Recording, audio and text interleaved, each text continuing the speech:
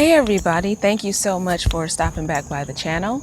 If you're new, please consider subscribing and leave me a comment to let me know what you think about this topic. So today I want to talk about the issue of baptism within the Witness organization, primarily as it relates to young children getting baptized. Now, I would say that the average age that kids get baptized in the organization would be somewhere between 11 to 14, something like that. But there are those who get baptized later, of course, and there's those who get baptized younger. Like myself, I got baptized when I was 9 years old. Now, I talked a little bit about what happened surrounding that situation. Me and my mom had studied what was called the Live Forever book back then, and that was when the witnesses believed in the generation of 1914 not passing away or not dying by the time the end came. So I knew that those people from 1914 had to be really old by what was 1980, 86 or something like that, right? When I studied that book. So I knew they had to be old, and I knew it was time for me to get baptized because I didn't want to die in Armageddon, right? But one thing I didn't mention when I talked about this before is that I talked to my parents about getting baptized. I told them I want to get baptized when I was 8 when I first talked to them about it, and they said, they was kind of reluctant. They was like, you might be a little too young, right? Kudos to my parents for thinking that at first, right? But what happened was I still went to the elder at the Kingdom Hall, like late, within that week or something like that. One of the elders that, we was real close to as our family. One of the elders that our family was really close to. And I said, hey, I just wanted to tell you that I want to get baptized. And he was like, oh, really? And he starts talking to me or whatever. And then he ends up going to my parents to tell them that I said that. And so now, of course, since I expressed interest to get baptized to the elder, and I went behind their back, this is how they looked at it. You were so serious about it that you went behind our backs to tell the elder and, be persistent. Was that really what it was? I understand from the witness perspective, the witness parents' perspective, that would look like that, But just think about kids. When you're kids and you want to do something, whatever the motivation for wanting to do it, whether it is something that you think you should do, something that your friends told you that you would be good at, or, something you think you like at that point, whatever it is, just because you tell people, does that mean that that's what you really gonna want to do for the rest of your life? Like, I'm gonna just give this quick example. My daughter, she wanted to be a teacher from like she was 7 or something. She always talked about that. I think even earlier, she would tell different people at school when they would ask, what do you want to do? I want to be a teacher. But now she's 11 and she wants to be a veterinarian. Okay. So as we all know, just because you tell somebody you want to do something as a kid doesn't mean that you're saying lifelong, this is for sure, that this is what you want to do, especially in a situation when it comes to something so serious as dedicating your life, okay, to something, and it has these consequences that comes with that. It has to be taken a little bit more seriously than just a kid saying that they want to do something and knowing how to answer some questions about that thing, okay, or about the information or whatever. So I just had to say that's what happened in my situation. And yeah, to this day, especially my mom, she really doesn't let me live it down in a sense, because she talks about how mature I was when I was 9 and how I did that. And I'm like, man, I guess I kind of wish I was a little bit different, because it's just, she just cannot accept that it had anything to do with anything else, like being afraid to die in Armageddon. But anyway, I want to talk a little bit about this whole baptism thing, you guys, and get into this particular article that I found on jw.org, because what the more I look at this stuff after the fact, the more I see how cleverly they put these articles together, which strongly influences people to fall in line. It's so interesting how they do what they do. But this particular article is called Youths, Make It Your Choice to Serve Jehovah. So before I go into the article, I just want to say this, based on what I just told you about my child when she was younger, and just, I'm sure any of you who have children who know your kids that say things, like stuff they want to do when they grow up. Don't you think that if your child came up with this in their mind, that they want to be a teacher or a veterinarian or a doctor or whatever it is, that they are going to know or feel like they are making that choice? So to say, make it your choice, okay, if the kid is going to believe that it's their choice, regardless of the reasons why they are making that choice, it's still going to be the choice of the child if their parent is not tying them down and forcing them to do it. So it's just funny how they start off like this. Make it your choice, as if a kid can make a lifelong choice like this. But let's just get into it, okay? So the very first thing that they do is they condemn Christendom for the way that they baptize. This is always interesting to me. And the fact that they put it at the very beginning of the article, it's like, what are you guys really trying to do that for? Like, why? Why are you doing that? It's as if you want us, witnesses already have this us versus them mentality, right? So then at the very beginning of the article, pointing the finger at somebody else in Christendom who's doing it wrong, what is that going to do? Shed light on how witnesses are doing it correctly, right? Is according to them, at least. So they say the question that they ask that's going to be, talked about in these couple paragraphs. What wrong kinds of baptism have been practiced in Christendom? So we already know that it has to do with infant baptism, okay? It talks about this particular writer who was condemning the whole protesting the infant baptism, this practice that was taking root in apostate Christianity of his day, right? But then look what it says about this church father and what he said about baptism, that he claimed that baptism removes the stain of original sin and that infants who die unbaptized are damned. That belief promoted the practice of baptizing babies as quickly as possible after they were born.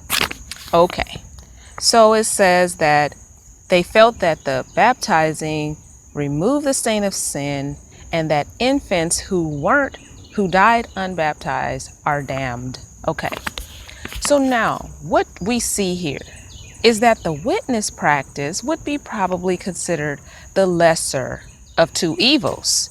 Because just because you guys don't baptize infants and don't believe that this stain of sin needs to be removed from an infant and that an infant will be damned, you do believe that in the case of children that you believe should understand what's going on, will be damned if they don't get baptized, and that this stain of sin would be removed, and that's the only way it would be removed. Now, did they always teach this?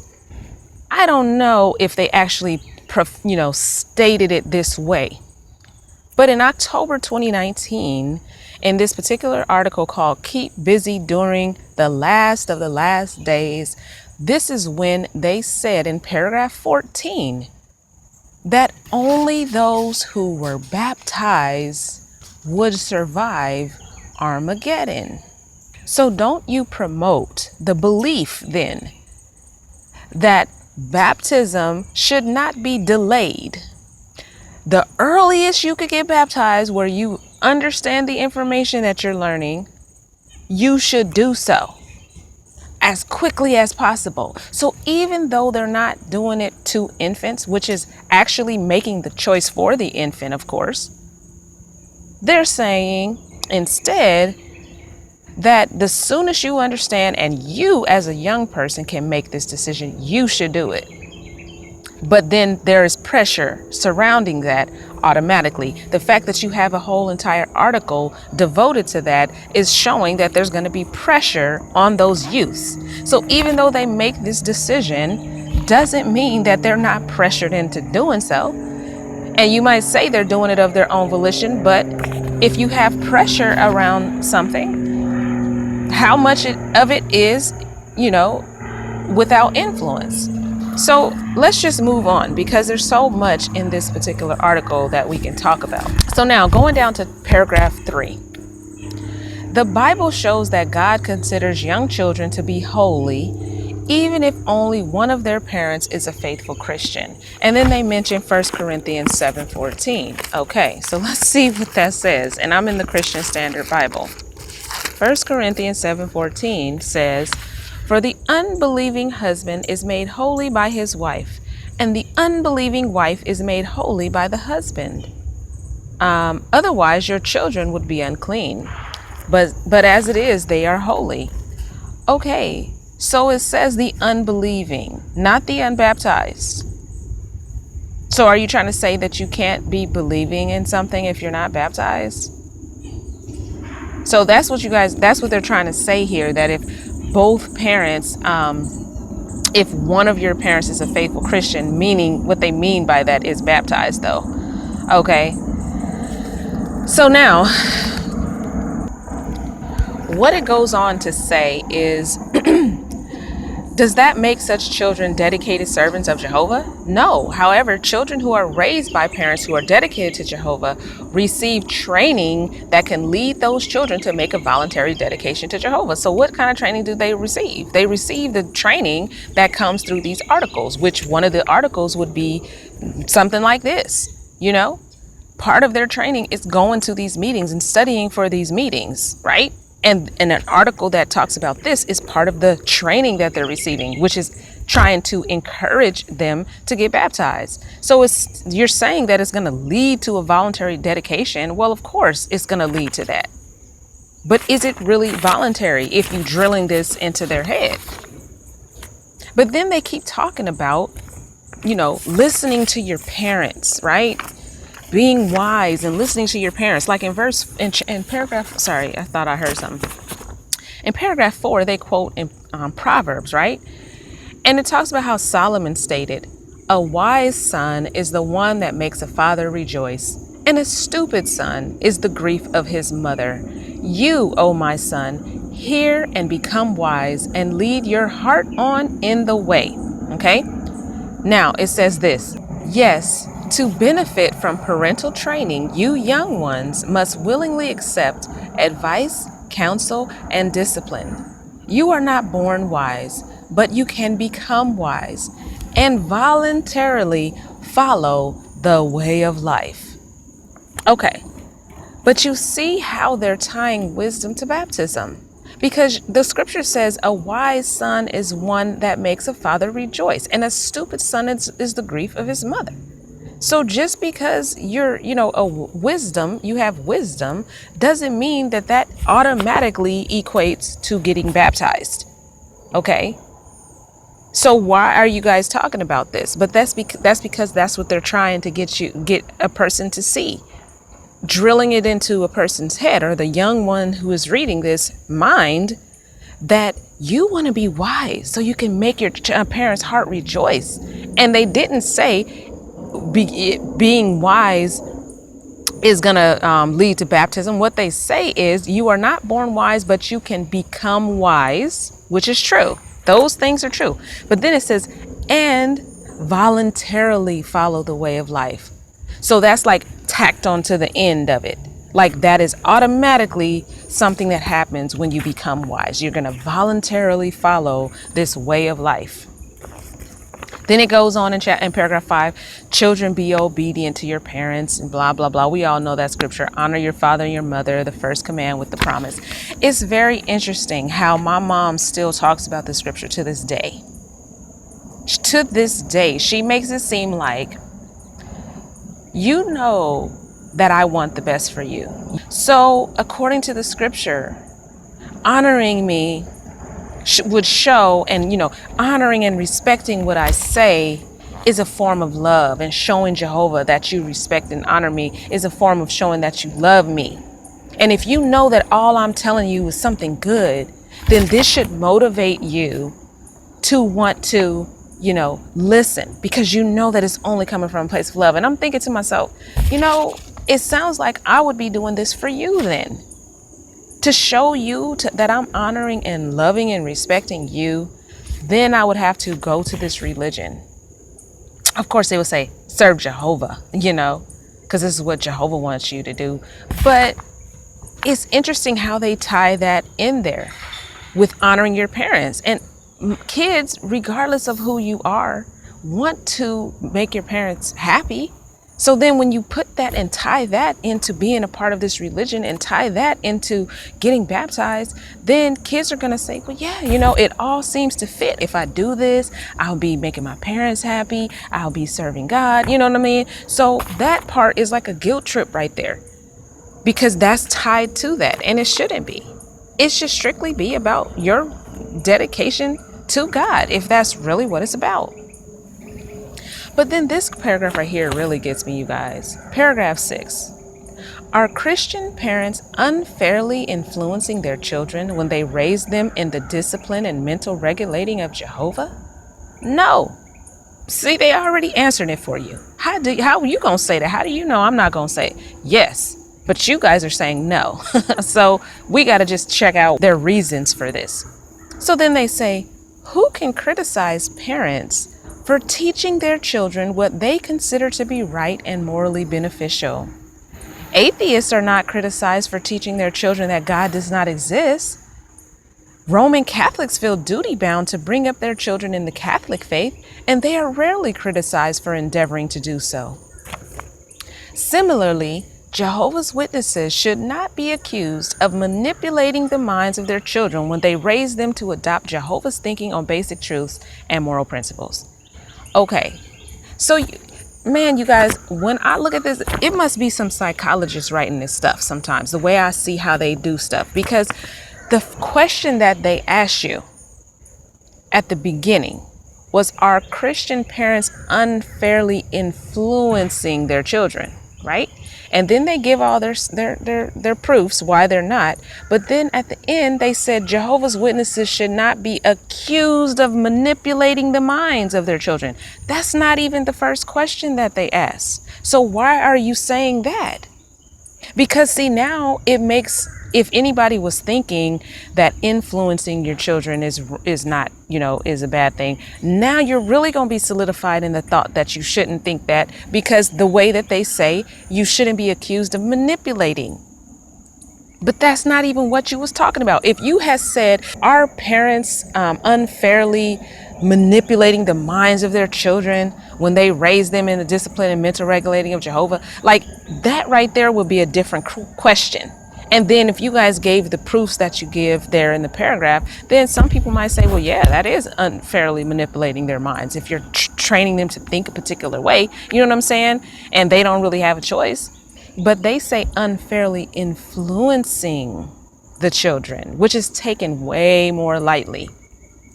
But then look at how they said this. Who can criticize parents for teaching their children what they consider to be right?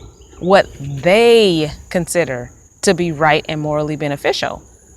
Okay, that's true. That is a true statement. Nobody can criticize a parent if they feel something is right and morally beneficial, unless it's not right and morally beneficial. Okay? There are examples of parents who think like really crazy thoughts about things that can be determined, that even though you might feel it's okay to teach your child that or let your kids see this particular thing, doesn't mean that that's right or moral. Okay? So just because they feel, the parent feels that it's right and moral, it's up to be discussed whether or not it is right and moral before somebody can say if it's wrong for them to teach their children that. Okay? But the point is, though, that they said what they feel. And isn't it true that this is what our parents feel is right and moral? But then you get down to the end of the paragraph once again, And what it says that they should not be accused of manipulating the minds of their children when they raise them to adopt Jehovah's thinking on basic truths. But just a minute ago, it says something about what they feel is right and moral, meaning the parents. But now it's saying teaching them to adopt Jehovah's view. So which one is it? Because shouldn't it be that you're teaching us what you feel Jehovah is saying? What you feel that the governing body is telling you that Jehovah is saying? But no, they take it as they are teaching you for a fact what Jehovah is saying. And then it's hard to dispute that. It's hard to dispute that when you're having a conversation with them. Like, I'm gonna tell you one thing that happened with me since I've been gone. And me and my mom was talking about something. I can't remember. And I told her, well, Mom, I know that that's what you want me to do or something like that. It probably has something to do with coming back to the meeting, of course. And she said, well, it's not what I want you to do, baby. It's what Jehovah wants you to do. So then at that point, it's like, okay, this conversation is over, because what is the point of trying to go back and forth with you on that? If you don't think that is what you want me to do, isn't that what you want me to do? And that's why you're telling me. And it's true that you think that that's what Jehovah wants me to do. But they just have it so in their mind that they know for a fact what God wants. So it's just pretty crazy. But then this is another thing. Oh my goodness. This says here about this dictionary of the New Testament, talking about the word translated for mental regulating. It says that it refers, this is in paragraph 7, by the way, it refers to a process that seeks to correct the mind, to put right what is wrong, to improve the spiritual attitude. Okay, cool. That seems fair enough. But then it says this. What if a young person resists parental training because of peer pressure, the desire to go along with the crowd? Who can be said to exert harmful pressure? The parents or the young person's peers? If the latter are pressuring the youngster to take drugs, drink heavily, or engage in immoral conduct, should the parents be criticized for trying to adjust their child's thinking and help him or her realize the consequences of such dangerous conduct? Whoa. Do you guys see what they do here? What they did there? So they say if a young person resists the training of the parents, no. First, they tell you that this word means to seek to correct the mind, to put right what is wrong, to improve the spiritual attitude.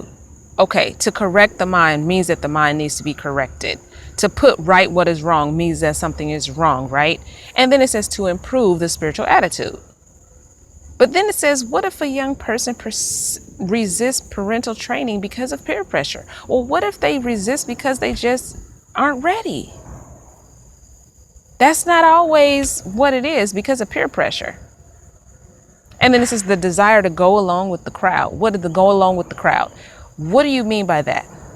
Because go along with the crowd, even if it was due to, what kids are doing at school, and kids at school are a little freer and they don't have to do all of these things. So your child wants to be like that, more free. That doesn't mean that that's going along with the crowd. But what's necessarily wrong with that? Aren't they going along with the crowd at the meetings when they get baptized and follow the spiritual example of all of these kids that's getting baptized? So it's not just about going along with the crowd, right? That would be something wrong with that, depending on what that crowd is having you do or what you're trying to do. Okay, but just because you go along with the crowd and peer pressure in the sense of where maybe you don't want to be a Jehovah's Witness, that doesn't mean that you're going to necessarily be doing something bad, right? That doesn't mean that. But it says this. Who can be said to exert harmful pressure? The parents or the young person's peers. Okay, harmful pressure about what? Because you haven't established anything yet. You haven't established what the peers are doing to make the person not want to get baptized. But then they try to do that right here. They use the word if. Okay? If the latter are pressuring the youngster to take drugs, drink heavily, or engage in immoral conduct, should the parents be criticized for trying to adjust their child's thinking and help him or her realize the consequences of such dangerous conduct? What about if they're not encouraging or pressuring them to take drugs, drink heavily, or engage in immoral conduct? What about if they're not doing that? So why are you saying no? The parent, this is what I'm saying, you guys. The question that they ask is almost indisputable, because this would apply to any parent, not just a Jehovah's Witness. If a parent sees that kids are influencing their kid to take drugs, drink heavily, and engage in immoral conduct, nobody would criticize them for trying to adjust their child's thinking and help them realize the consequences of their actions. That's not just for a Jehovah's Witness parent. That's any parent across the board. So they leave you with this question that you can't dispute, because this would apply to any parent. Unless you don't want what's, good for your child, any parent is going to try to readjust their child's thinking when it comes to stuff like this. But they try to make it seem like that's this whole idea of not having your parents want to get involved and influence you in any way. Like, it's not wrong to have your parents try to influence your thinking. It's not wrong for them to want to mold you in a certain way, but that is not what we're talking about here. But you're using these extreme examples of situations that really aren't necessarily what is even happening with the young one and why they may not want to get baptized. You may not have to do it with somebody trying to tell them to do drugs and stuff. Like, come on now. What are you guys doing? What are you guys doing? But then they go into paragraph 8. They start talking about Timothy and how he chose to, serve God. And he was persuaded to believe these things and all of this stuff. And, persuaded means to have sound reasoning. And that's why he did it, right? You can persuade a child to eat some broccoli. Okay, you can use some reasoning, or some spinach. Let's just use spinach. Anybody in my age group, we know about Popeye. Spinach was something that made Popeye strong. You could, use this clever little, reasoning with your child about how you eating spinach will make you grow up and be strong like Popeye, right? So you persuading them, but does that mean that they're going to like spinach for the rest of their life? So when you using this, like, look at how Timothy did this. He was persuaded to believe these things. What does that mean? That doesn't mean that you're going to keep that, that for the rest of your life, though. But this is what is expected of kids once you get baptized. Now, I got to move on because I've been taking a lot longer than I thought I was going to, you guys. It's a lot in this article. It is really a lot. So here we go. Paragraph 12. So this article is supposed to be helping children to make this decision on their own. But check out how much fear is surrounding the article. Because in paragraph 12, the time comes when you young people are no longer protected by the faithfulness of your parents. The disciple James wrote, "If one knows how to do what is right and yet does not do it, it is a sin for him." Parents cannot serve God for their children any more than children can serve God for their parents. And the scripture that they quote there is the one about each person dying for their own sin. So if they read that in the Kingdom Hall, that would be something that would probably scare the children, right? I'm going to read it real quick so y'all see what it says. Ezekiel 18:20. Okay, it's like you want them to do it voluntarily. They keep saying that, but based on how this article is going and how things are worded and what it's actually saying, it's like, yeah, I'm gonna voluntarily do it because I think I'm gonna die and I think I have no choice. Okay, Ezekiel 18:20.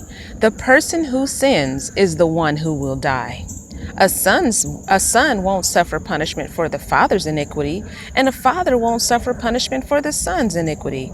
The righteousness of the righteous person will be on him, and the wickedness of the wicked person will be on him. So again, this was where they said parents cannot serve God for their children any more than children can serve God for their parents. And that's the scripture that they listed, talking about death as a result of sin and righteousness versus wickedness. It doesn't say getting baptized though, does it? It doesn't say that. But you putting this in here to try to show, or to try to make the young people reading this think that this is having to do with baptism. That you're wicked if you don't get baptized. That this is a sin if you don't get baptized. And what does sin lead to? Death. So that's some voluntary, reason to do something, right? Otherwise, you're going to die. Here we go. Let me finish this. Have you learned about Jehovah and his purposes? Are you old enough to understand what you have learned and to begin to have a personal relationship with him? Would it not then be reasonable to think that God considers you capable of deciding to serve him? Okay, so that's the only questions they want the child to consider, the young person to consider. Have you learned about Jehovah and his purposes? Well, hell yeah, they have, because they're always at the meeting. That's all that they're learning about. So that was a stupid question if you really think about it, because they know that the children have learned about Jehovah and his purposes. They're just trying to put that question in the child's mind so the child can answer yes to that question. Are you old enough to understand what you have learned and to begin to have a personal relationship with him? They already know that the child would answer yes to that question too, because if they're reading this and can comprehend what they're reading, then of course they can understand what they've learned, right? And then begin to have a personal relationship with him, which means being able to pray on their own. I mean, if they can talk, if they can form words, then they can talk to God. What does it require for you to have a personal relationship with something that doesn't even really talk back to you? All you got to do is talk. That's just like having an imaginary friend. Okay? So of course the child is going to answer yes to both of these questions.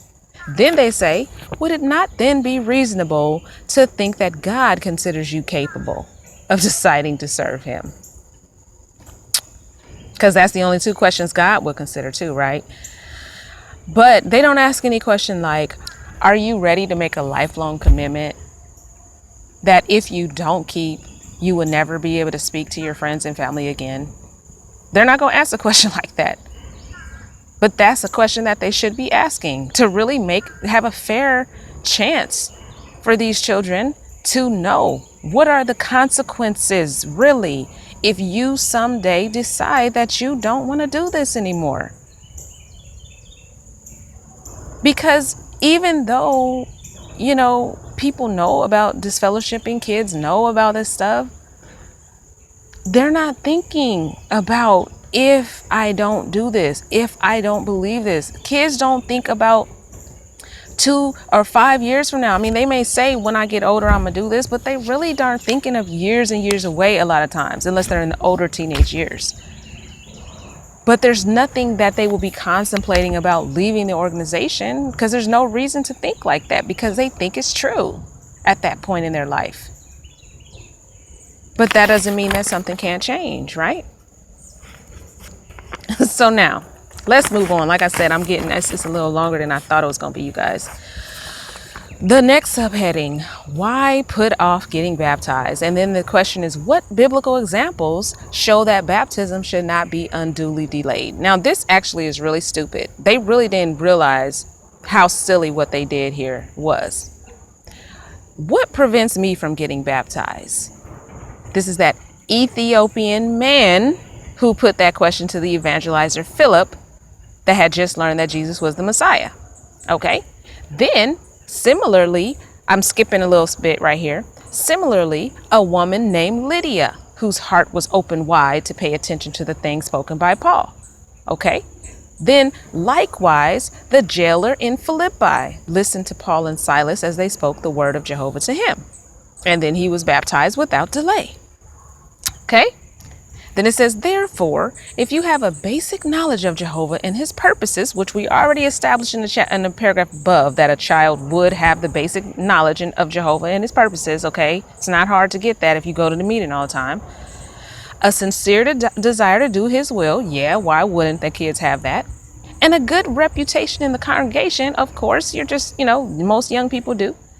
And you are faithfully attending meetings, okay? You have no choice if you're raising it and you have parents that go all the time, okay? And sharing and preaching the good news. Why would you put off getting baptized? But you see how when they talked about these people who didn't delay in getting baptized, each of them were adults. The Ethiopian man, the woman named Lydia, the jailer in Philippi, we know that had to be a grown person as well. So that doesn't have anything to do with being a child. You didn't mention any children that the Bible mentions as a principle for us to follow that didn't delay in getting baptized. You don't see that. You don't see that. But then they ask you all these questions that cannot be disputed and then say, why would you put off getting baptized? So then again, making that child feel guilty. Let's bring it all home. This one right here to me was like really, really, really, like a mind control thing that they did, which is all mind control. But check this out, how they did this. The question they asked here, what incorrect reasoning may hold some young ones back from getting baptized? Paragraph 15. Could it be that you hesitate to take this important step for fear of being held accountable should you fall into wrong conduct? If so, think of this. Would you refuse to apply for a driver's license simply because you were afraid that someday you might have an accident? Of course not. Neither should you hesitate to get baptized if you qualify. I'm not going to even read the rest of that. So I was talking to my husband, who was never a witness, trying to break down this little example that they use, because I was like, man, it sounds like an example that you can't refute. Like, what is it? What is it that they did here? But this is what they did. They tried to use different words between the original thing they said and the example they tried to compare it to. And this is something that witnesses do all the time. These articles do this all the time. So pay attention to this, those who are witnesses, who are still, kind of in there or whatever. They said, could it be that you hesitate to take this important step for fear of being held accountable should you fall into wrong conduct, right? Hesitate. Then they say to think about this example. Would you refuse to apply for a driver's license simply because you were afraid that someday you might have an accident? So you see the word refuse versus hesitate. Those are two totally different questions, two totally different things. It would sound real crazy for somebody to say that they refuse to get a license because that someday they might get in an accident. But it wouldn't sound crazy for them to say that they would hesitate, right? But that's the same thing it asks you when it comes to baptism, hesitating to get baptized, not refusing to get baptized, hesitating. But then they use the example, refusing to get a driver's license. So then when a person reads this, they'll be like, yeah, that's stupid. Then they say, of course not.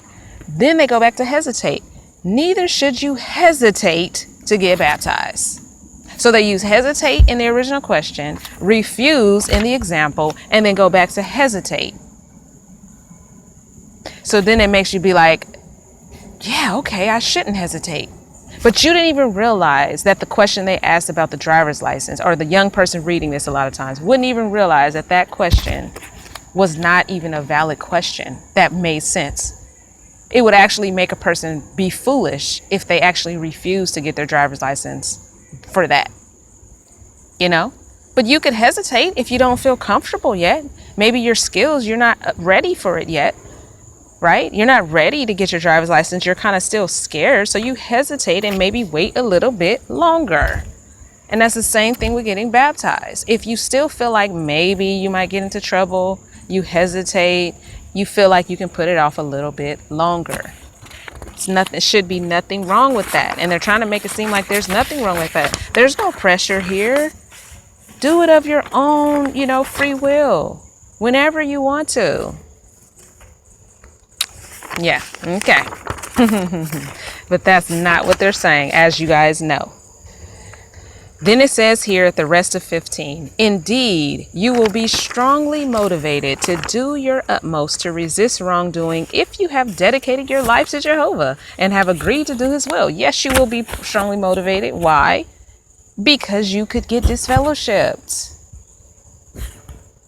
Young ones, please do not imagine that by postponing baptism, you avoid accountability.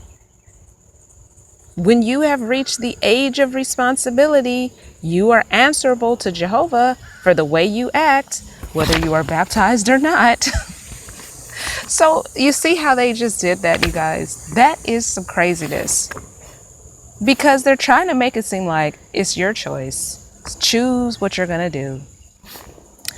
But yet they put all this guilt there. And then they even have the nerve to say that don't imagine that by postponing it, you're going to avoid accountability. When you've reached the age of responsibility, you're answerable to Jehovah if you're baptized or not. So then the next thing is you might as well get baptized, And what is the age of responsibility? Do y'all know what that age is? Does the Bible lay the age out for us? No, it does not.